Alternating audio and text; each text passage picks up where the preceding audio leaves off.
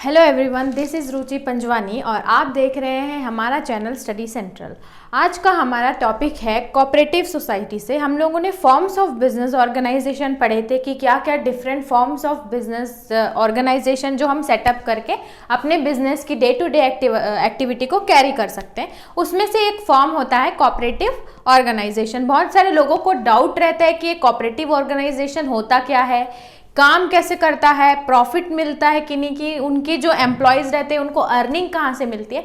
तो आज हम उसके फीचर्स और कोऑपरेटिव ऑर्गेनाइजेशन होता क्या है वो डिस्कस करेंगे। आपको मैं एक एग्जांपल देके समझाती हूँ। आपका 4 फ्रेंड्स का ग्रुप है। आपने हॉस्पिटल्स आते जाते एक चीज़ नोटिस करी कि वो बहुत ज़्यादा पैसे चार्ज करते हैं, और आप में से किसी एक ने फ्रेंड ने ये भी नोटिस किया कि वो जो बैकवर्ड क्लास मतलब जो लोग पॉवर्टी लाइन में हैं, जो बहुत ज़्यादा अफोर्ड नहीं कर पाते हैं ट्रीटमेंट को, उनसे भी वो ज़्यादा पैसे चार्ज करते हैं, जिनके कारण उनको प्रॉपर टाइमली ट्रीटमेंट या वो ट्रीटमेंट नहीं करवा पाते। तो ये आपने देखा, क्योंकि वो बहुत हाई रेंज में चार्ज करते हैं लेकिन उतना ट्रीटमेंट का एक्चुअली पैसा लगता नहीं है। तो आपने 4 दोस्तों ने मिलकर सोचा कि आप एक ऐसा ऑर्गेनाइजेशन खोलते हैं जहां पे एकदम रीजनेबल चार्जेस में आप जितने भी आएंगे लोग वहां पे उनको ट्रीटमेंट प्रोवाइड करेंगे। क्योंकि बाहर जाएं तो वो ऑलवेज ही इंफ्रास्ट्रक्चर का पैसा लेते हैं, लेकिन एक्चुअली में ट्रीटमेंट शायद इतने महंगे नहीं होते हैं। तो वो 4 लोगों ने डिसीजन लिया और वो वहीं से आपका एक कोऑपरेटिव ऑर्गेनाइजेशन स्टार्ट हो गया। मीन्स ये ग्रुप ऑफ ऑर्गेनाइजेशन रहता है जो कि अपने इंटरेस्ट को फुलफिल करने के लिए एक बिजनेस ऑर्गेनाइजेशन फॉर्म करते हैं और उसमें सारी activities day to day carry forward करते हैं। ठीक है, इसमें क्या होता है, ये एक हेल्पिंग नेचर का ऑर्गेनाइजेशन रहता है जिससे आप लोगों को हेल्प भी प्रोवाइड करते हैं, प्लस आप इसमें से कुछ अपने लिए जो आपकी जो डेली लिविंग के लिए अर्निंग्स भी कर लेते हैं। ठीक है, तो उसका एक शॉर्ट में सिंपल डेफिनेशन है, it is a democratic setup run by its member for serving interest of themselves. उनका एक कॉमन इंटरेस्ट था और ऑब्वियसली सोसाइटी को सर्व करने के लिए ही वो आगे आते हैं। खुद के और सोसाइटी के कॉमन इंटरेस्ट को फुलफिल करने के लिए ऐसे ऑर्गेनाइजेशन फॉर्म रहते हैं। इनका मोटो सर्विस लेंड करना होता है, ना कि प्रॉफिट अर्न करना। बहुत सारे ऑर्गेनाइजेशन रहते हैं जिनका एक ही मोटो रहता है बिजनेस सेटअप करने के टाइम प्रॉफिट अर्निंग, लेकिन इनका सर्विस लेंड करना होता है। ये अच्छे सर्विस लेंड करते हैं और इनका कोई प्रॉफिट से उतना ज़्यादा लेना देना नहीं रहता। उसके फीचर्स रहते हैं कि कैसे वर्किंग रहती है और क्या क्या फीचर्स रहते हैं कोऑपरेटिव ऑर्गेनाइजेशन के।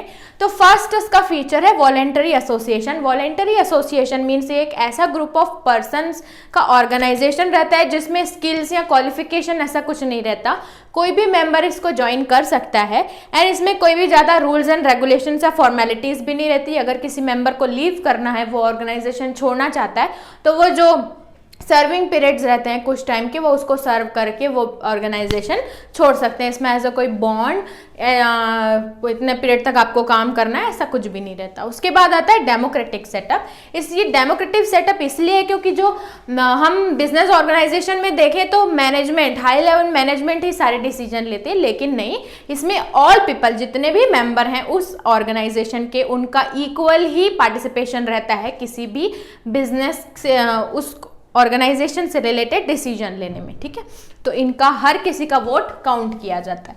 उसके बाद इक्वल वोटिंग राइट्स, जैसे कि मैंने बताया हर किसी का वोटिंग राइट। ऐसे नहीं होता कि इसके वोट पे इसने एक जन ने बोल दिया तो किसी के ऊपर उसका डिसीजन थोपा नहीं जाता है।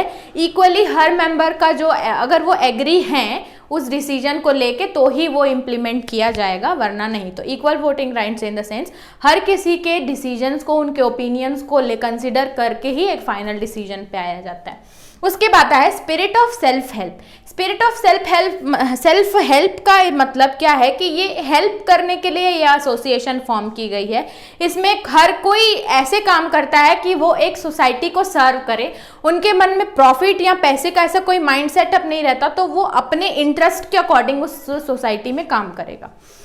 उसके बाद आता है सर्विस मोटिव। जैसे कि मैंने बताया इसका जो मोटो रहता है वो प्रॉफिट अर्न करना नहीं रहता। ये इसीलिए फॉर्म करती है ताकि वो अपने प्लस सोसाइटी के कॉमन इंटरेस्ट को अच्छे से फुलफिल कर सके। तो इनका जो मोटो रहता है, it's not an earning profit but for serving people.